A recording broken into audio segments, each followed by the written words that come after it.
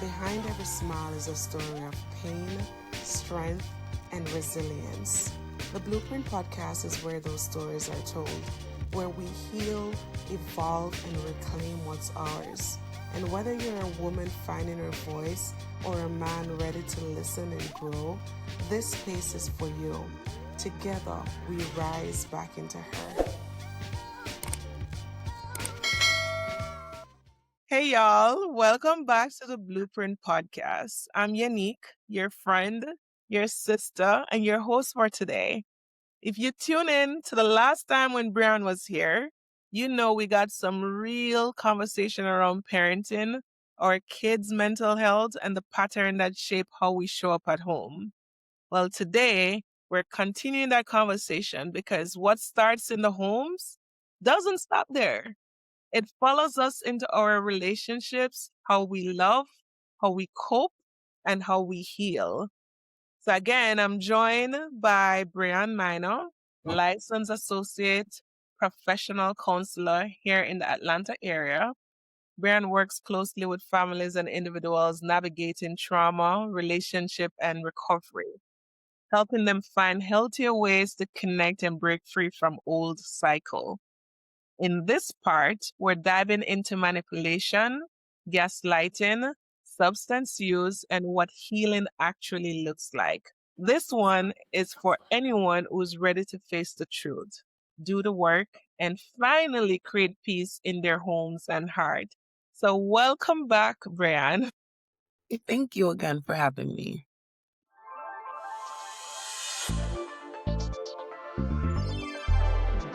The last time was the foundation, because it always starts in the home, right? Yes. And so now we're looking at how those roots show up in who we love and how we cope. So I interviewed a few ladies over the past few weeks, and some of the common thing that I've noticed is relationship is usually at the forefront of a lot of our traumas as adults. But I'm sure a lot of how we show up in relationships stems from our life as a kid. But what I'm seeing is a lot of gaslighting, a lot of manipulation, and a lot of abuse. So I want to start out with gaslighting. What is gaslighting for those who don't understand what that is? So gaslighting is a term coined basically whenever an abuser makes you question your own reality. So an example of that is maybe you put your keys in a certain spot every single day, Yeah. right? And maybe they might move it, but then you would be like, hey, I put my keys here. And they would be like, no, you didn't. You put it over here. So at that point, you would be questioning your own reality. Like, did I really put the keys on the kitchen table and not hang it on the designated that I normally hang it on? Yeah. Yeah. Why do people gaslight? Well, it's a form of manipulation. So if they're able to gaslight you, you'll question your own reality and they gain power. Because at that point, they're able to control your perception. So it's about gaining power, control over the other person.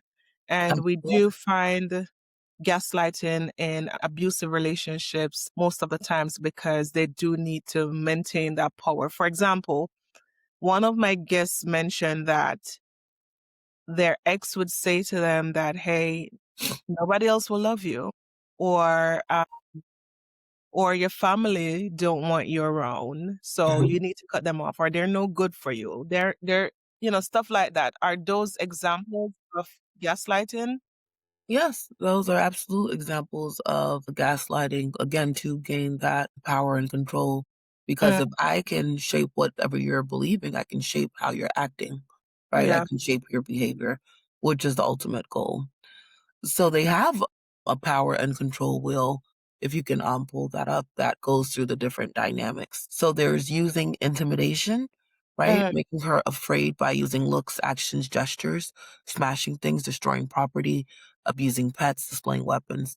There's been a rise in the abusing pets because if they can't necessarily get to you, they'll try to get to the closest thing to you. That can include kids, that can include family members, that can include pets. There is also the Ahimsa house, which they basically house animals of individuals that are being abused. So if you know anyone that has a pet that is, worried that if they get away, that they'll get their pet, then the Hims the House can keep them, and I'll forward you Mm, that link as well to post. okay. All right.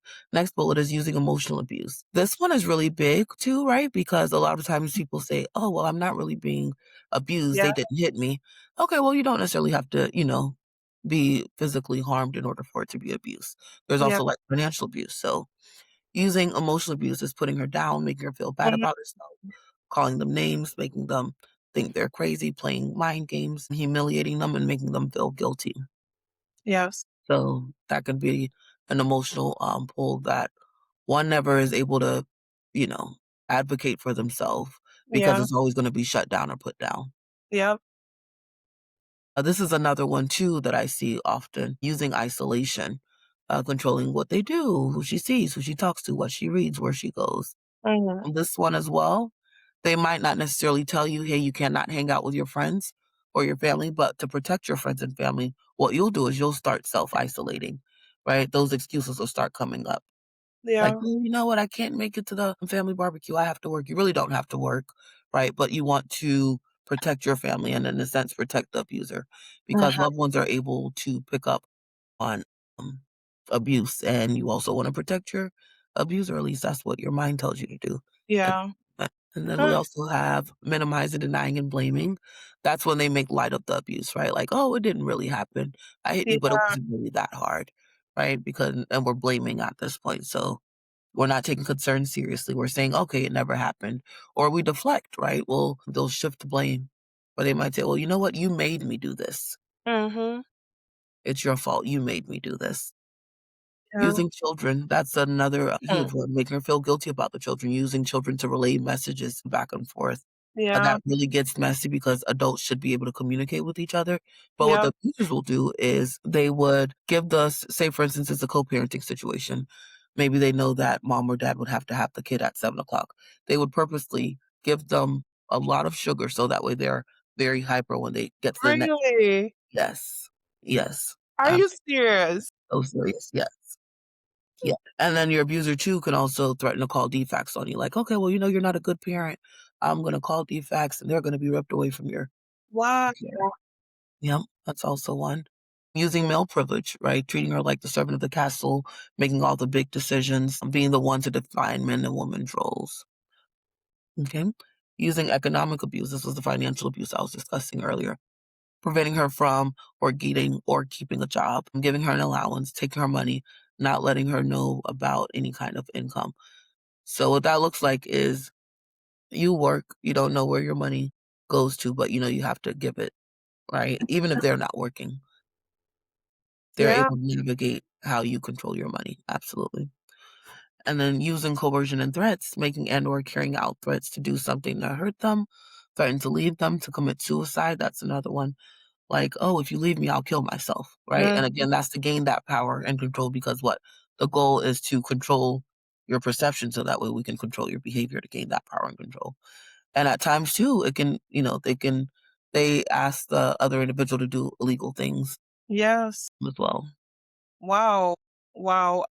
Guys, if you're enjoying this conversation so far, ensure that you subscribe and also share this with a friend because some of these things I'm just now learning, but you may be experiencing it, but you actually didn't know that there was a name for it. So, funny story. I got to tell you guys this joke because we spoke about coercing and threatening. So, I had an ex once that I decided I was no longer wanting to be involved with. I was breaking up with him. And I remember I was at his house that night and I'm like, hey, you know what? It's over. I'm going, bye. And the next thing I know, this man took a bottle of roach spray and started spraying that roach spray down his throat. And I was like, and he would not stop. And when I got so panicked, I grab a bottle of water and I'm trying to pour it down his mouth because now you got all this poison in your body. I don't want you to die. I don't want to leave you and not knowing what will happen. And he just closed his mouth. He sealed it. So I'm laughing about it now, but now that I actually know that that's something that people do, threatening to commit suicide, and I'm gonna also link the suicide prevention number so that you guys can call if you're experiencing that or if you know someone experiencing that as well. But it's crazy the control factors that people use to try to control you. So take a good look at this wheel, ladies, men, whoever is watching this, and see what aspect of this is being used against you or used around you, and know when to actually intervene and help the person or step away from that person. That's what I would say. Is there anything else you want to add to that, Ren? Yes, I do wanna say that it takes 7 times or more for a person to leave an abusive relationship. Mhm.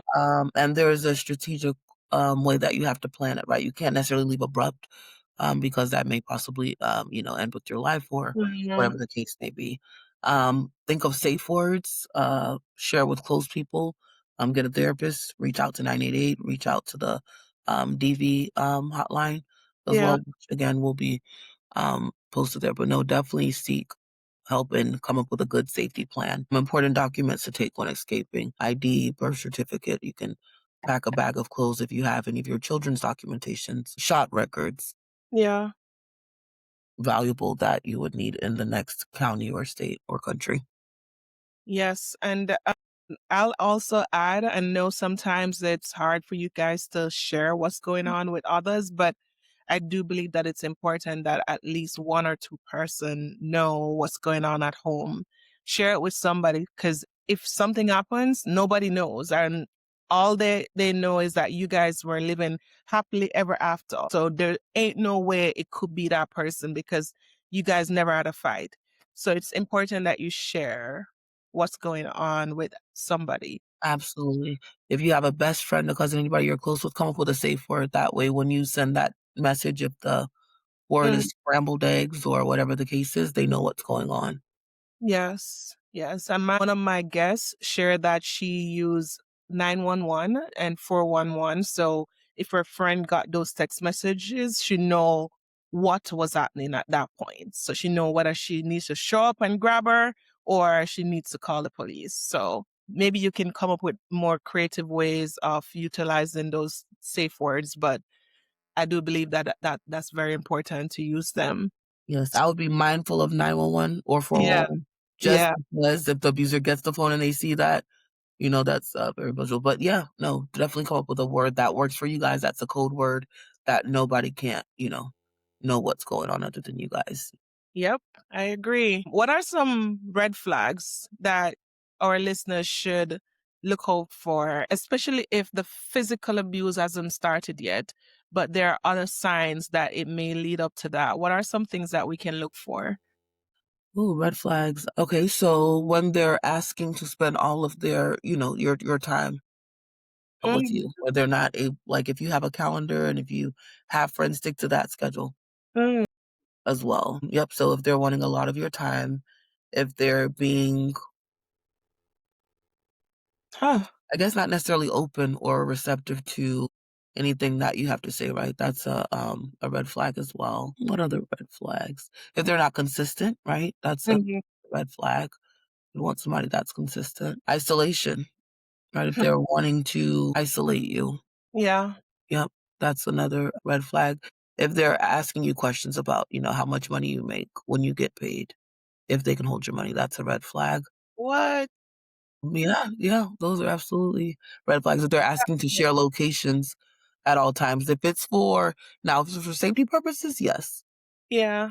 But if it's for, I wanna know where you're Wha- at, because then, yeah, be mindful. Not respecting your space, your boundaries, your body, that's a red flag as well.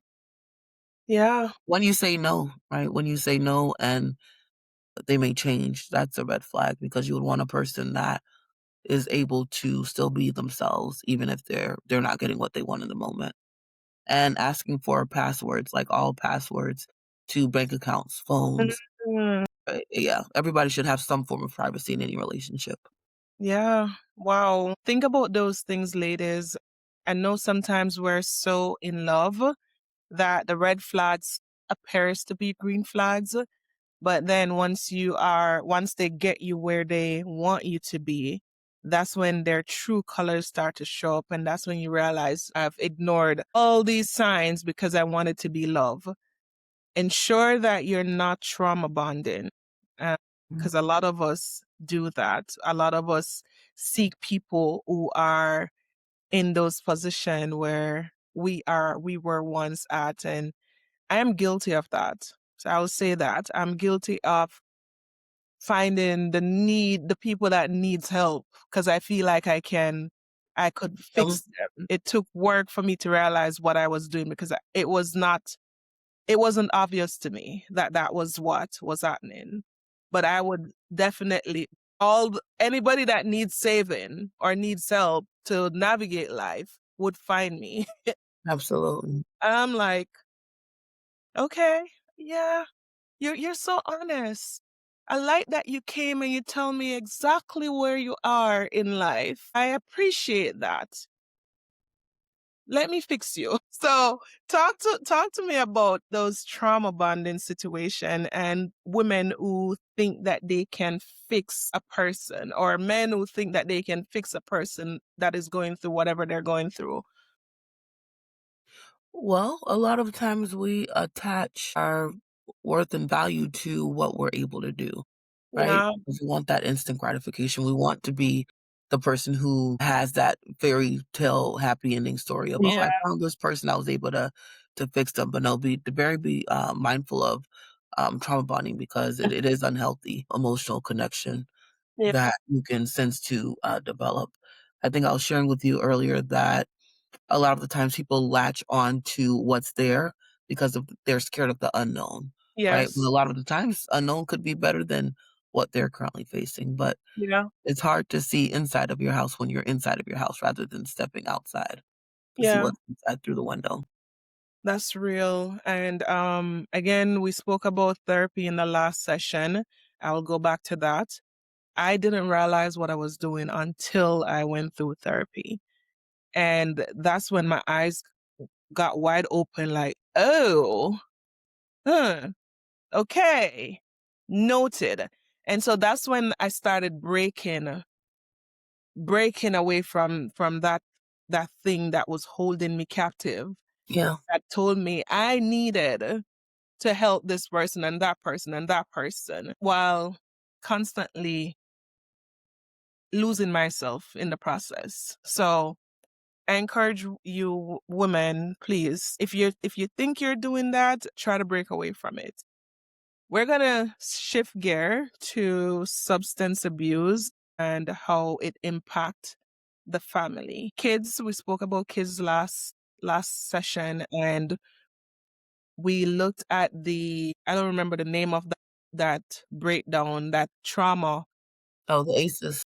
Yes. And one of the question on it was, did you see family members, mom, dad, drinking alcohol or abusing alcohol?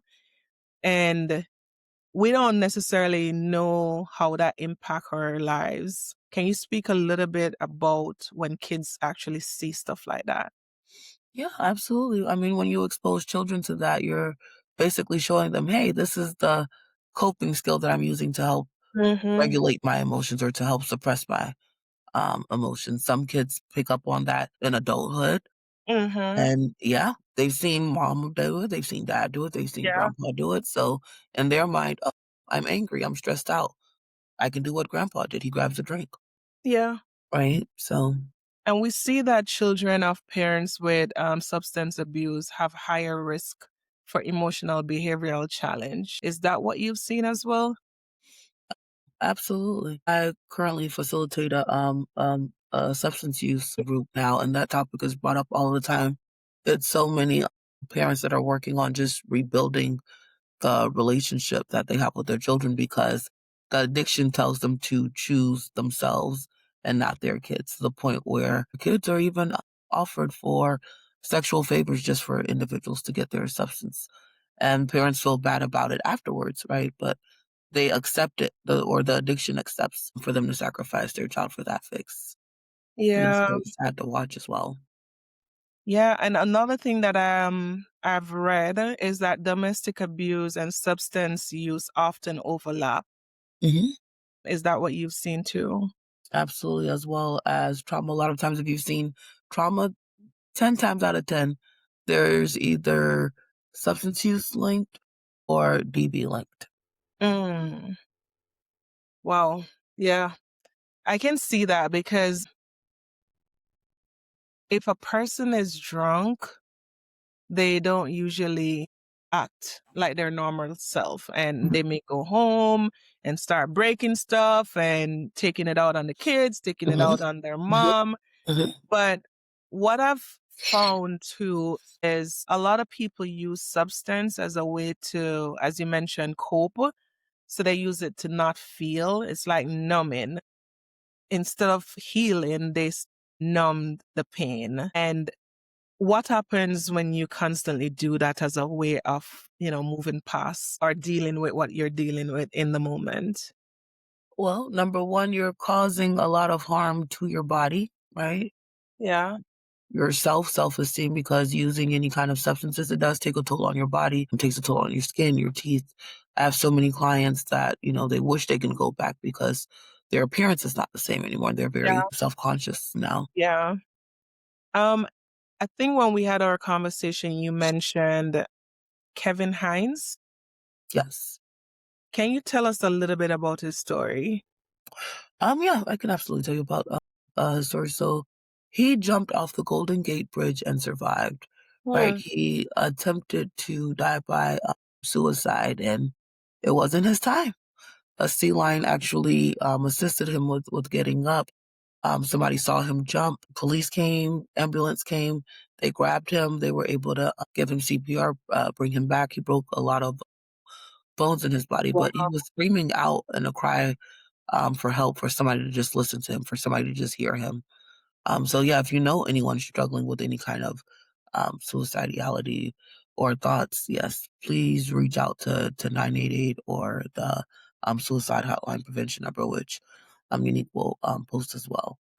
Because Yeah. sometimes we just have to be open and kind and know that other individuals are going through things and it's not just us. Yeah. Yeah, I recently cried. I think it was maybe about 4 weeks ago. A young lady in Jamaica committed suicide, and she documented every step of the way before she passed. And she started about a month before, where she was saying, I don't want to live anymore. Life is hard.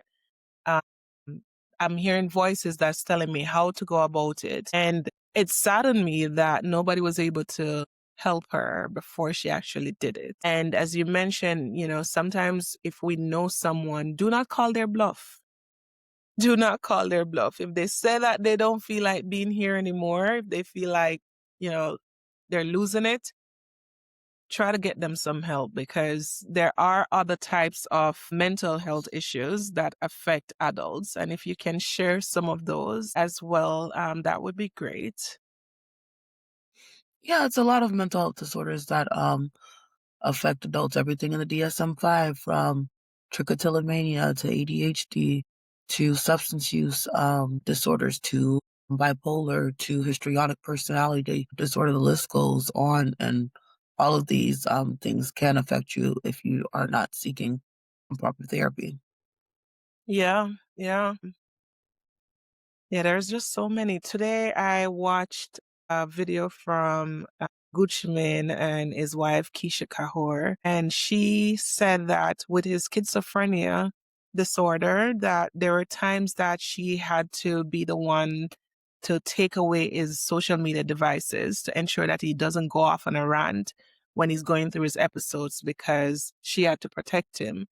And I think it's so important to have people around you that is not out to mock you or to criticize or to judge you, because mental health issues is not a joke. I think someone break it down for me that there are some, you could correct me because I don't know. There's some chemical imbalance in the brain that causes the brain to act a certain way, which is the result of some of these mental health issue. Is that a correct interpretation? Yeah, well, I mean, trauma rewires the brain, right? So just like how we Yeah. talked about, habits with learning and unlearning, trauma is the same way, right? But the beauty about how your brain works is you're able to process the information. So you don't have to store it, right? Or suppress. You can actually process it with someone and gain an understanding, right? Your trauma is not your fault, but your healing is your responsibility. Yes, I posted that a few days ago. Yep, it is. For people who have numbed their how do I say this? It's almost like they can't even remember some of the things that has happened because they try so hard to forget it. Mhm. What is it that causes them to not remember some of their trauma?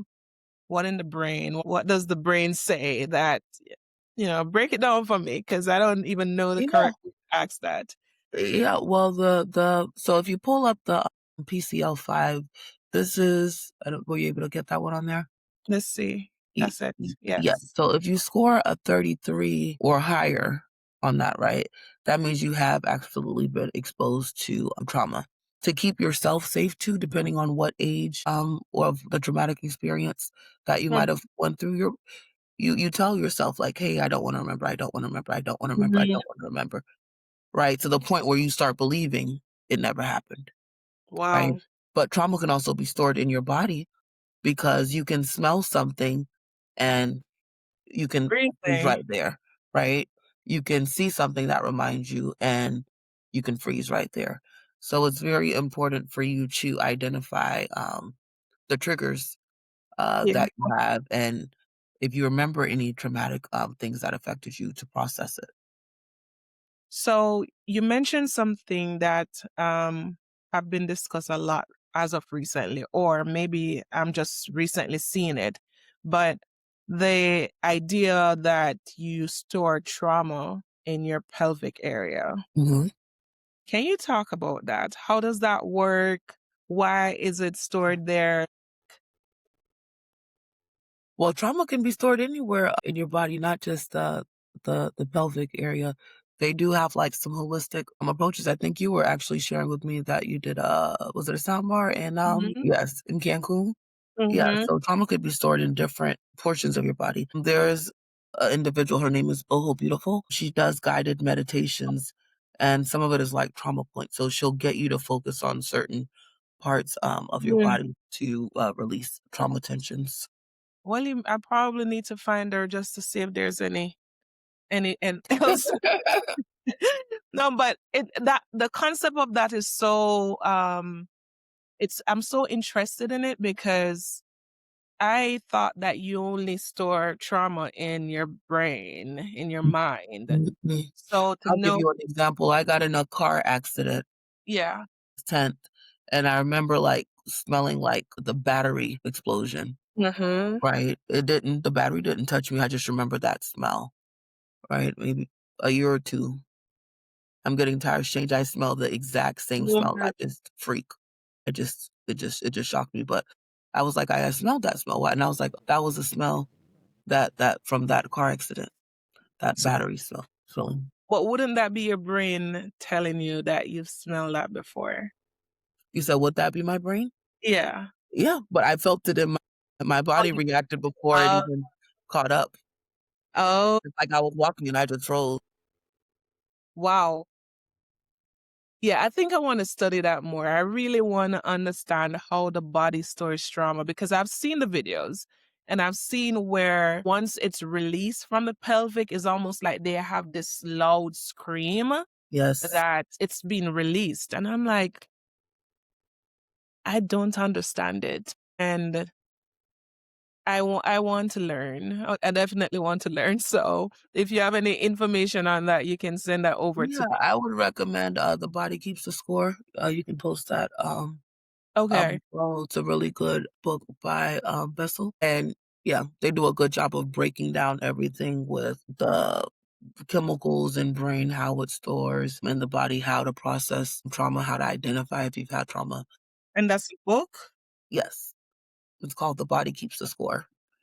It's brain, mind, and body and the healing of trauma. Okay. All right. I will make sure that I add that as well. Um, Interesting stuff, guys. All right, so let's shift gear to healing and resilience. So we spoke about abuse, manipulation, gaslighting, substance abuse. Now we need to talk about how a person can heal and be resilient. So there are different types of therapy types. What are some of the ways that therapists use to determine what treatment is necessary or needed for a patient, and how do they normally determine that? Okay. So normally you would meet with your therapist one-on-one after intake. You guys would develop the treatment plan, right? Your treatment plan will have a goal, an objective, and the intervention. Intervention one will be for the therapist, what they're going to do, and one will be for the client, right? What they're going to do in order to make sure that they are achieving that goal. Another section is natural supports, which is just basically individuals to support you throughout your whole treatment plan. So when you meet with your therapist, you guys will go over the goals, and the goals, depending on the goals that you select, that's when you find out what kind of modality would be the best fit. Okay, And okay, your therapist too might be eclectic, so they might be able to do different modalities as well. okay. All right. That's good. So the key thing here, guys, is not for you to go online and Google and self-diagnose. There are some tools that you can take some tests and whatnot, but it's best for you to go to therapy and speak to someone and let them determine what's going on with you. A lot of us out here calling ourselves ADHD, telling ourselves that we have ADHD and we have all of these things, but we don't have an official diagnosis. So ensure that you're taking the necessary steps in order to get that. So some of the other support system that is out there, if you want to speak a little bit on some of the access lines that are available for either substance abuse, community, faith, anything of that sort that they can actually tap into if they don't want to go to therapy. Yeah, absolutely. So they can reach out to 988, right? That's anywhere. You can also text 988 if you're in a place that you can't necessarily talk. You can also chat with the domestic violence hotline, RAIN, which is for rape, incest.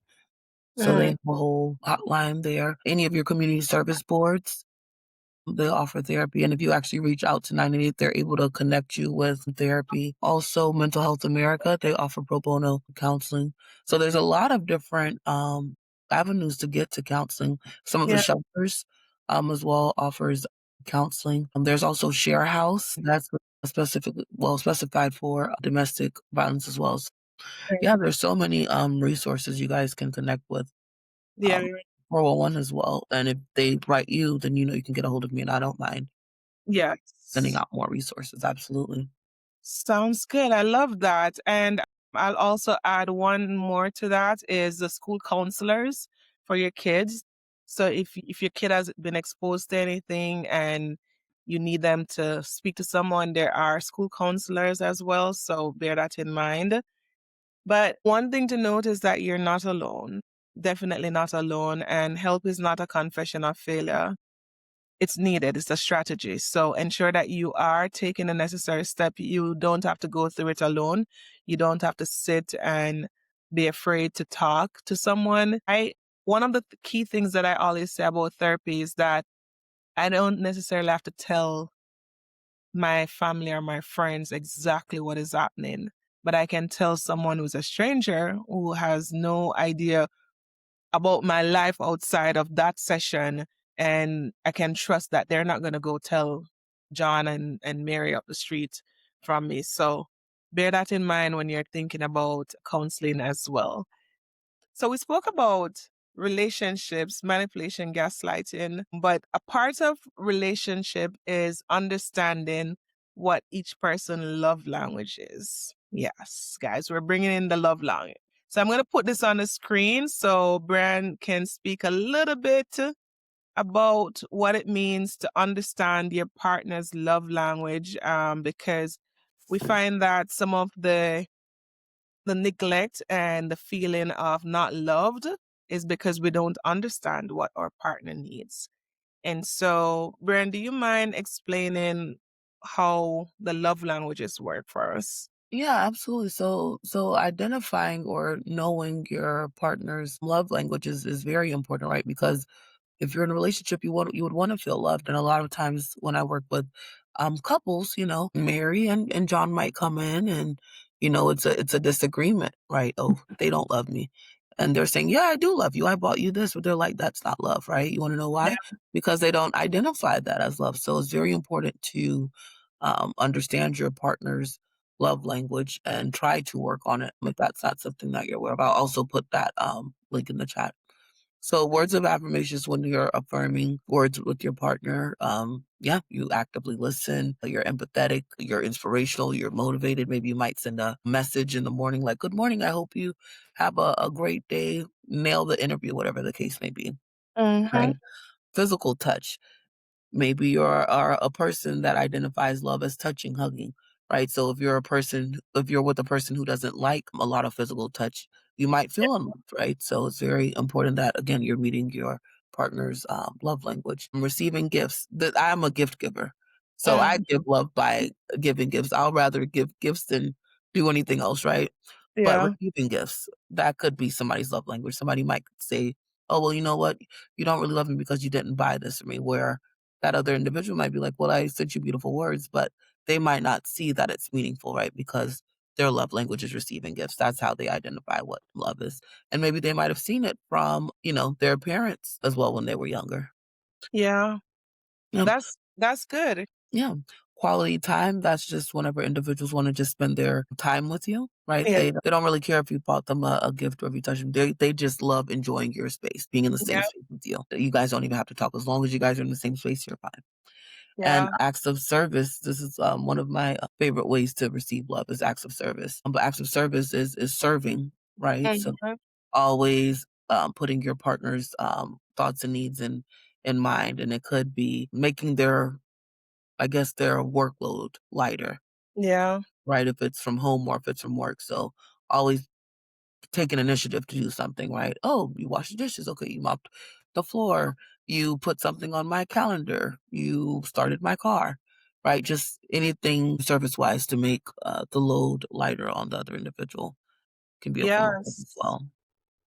Nice. For me, my top three is word of affirmation, acts of service, and gift given. I think with everything that I do, I need someone who is vocal, who says, "Hey, babe, I see you. I see what you're doing. I see good job." I need that. I need that little motivation and inspiration coming from my partner. Uh, Yes.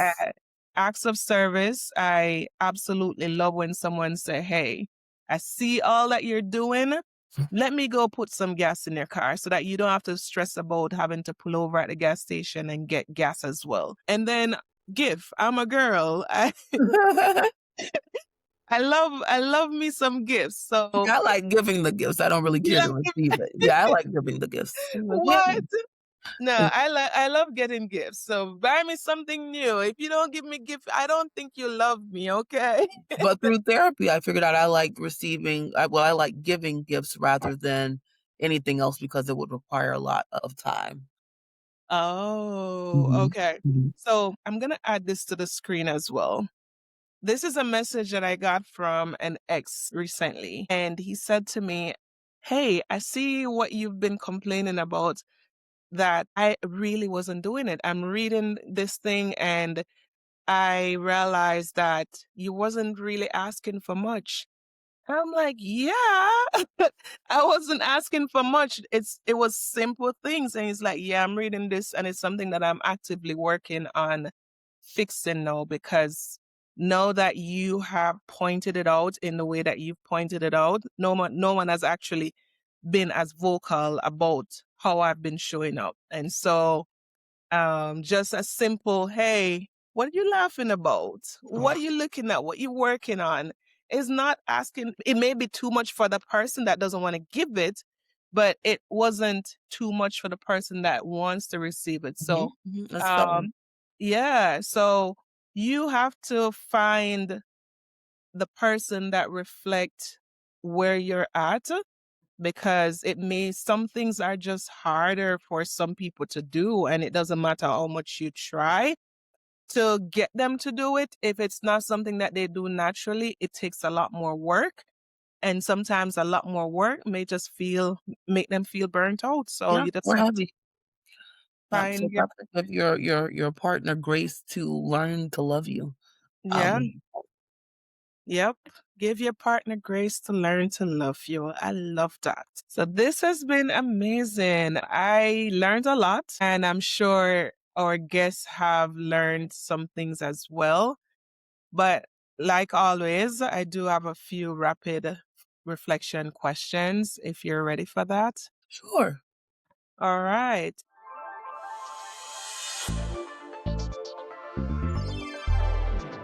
I think I asked you this already, but I'm gonna probably ask again. One sign of emotional manipulation people often miss.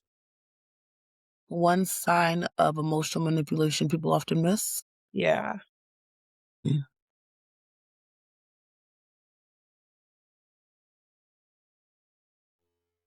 Making you feel bad or having guilt for standing up for yourself or saying no. I love that one. Boundaries are an act of Self-love. definitely. What's one thing people misunderstand about therapy? One thing people misunderstand about therapy. Mhm. It's not for the weak. Hmm. You want to elaborate a little bit on that? Yeah, a lot of times people will say, "Oh, well, I don't need therapy because it's lame or it's weak or it's not going to change." Oh, But you have to be open-minded, right? To learn, honestly, accepting the truth about yourself. yeah. That's when therapy works, right? When you're open and honest and truthful to who you are. I love that. And what do you think is the hardest part of healing? Turning one day into day one. Yeah, started. Okay. And forgiveness means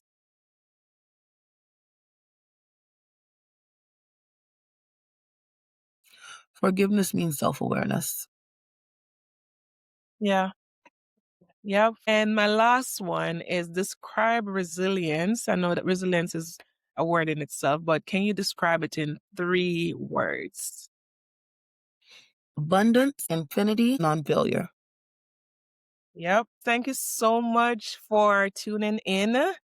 This is yet another powerful conversation that we've had. And if you're listening right now and you've been through manipulation, abuse, or even just the weight of trying to hold it all together, I want you to know you're not broken, you're not alone, and you are simply just becoming. So, huge thank you again to Brian for sharing her insight and compassion with us today. If something she said resonated with you, take a moment to breathe, reflect, and maybe even reach out for help. Healing starts with honesty, and you don't have to do it alone. So, I'm gonna ask again, just in case you guys want to reach out to Brienne if she wants to share anything at all. No. Yeah, I mean, if you guys have any questions, definitely feel free to email me, goalsincorporation@gmail.com, and you can put that the chats as well. Don't forget to share this episode with someone who might need a reminder that change is possible. Let's keep creating spaces where we can talk about the hard stuff and still choose hope. And if you have not yet subscribed, please subscribe and please engage and comment. Let me know what aspect of this podcast you connected with, what I can do better for future episodes, and also just continue to show support. Like your support means a lot to me. And if you also want to donate to the movement, the Her Movement, the Blueprint, I am going to include the Buy Me a Coffee link in the bio, as well as every single thing that we've spoken about today. All the resources will be in the description below as well. So not the bio, but the description below. And the key things will be pinned on the comment section in the video. So until next time, I'm Yanique and I'm your friend, your sister, and your host, reminding you that the power to break the cycle starts with you. Thank you so much. Thank you for watching another episode of The Blueprint. Please subscribe to my channel, like, comment, and share this video. Until next week, take care. Bye.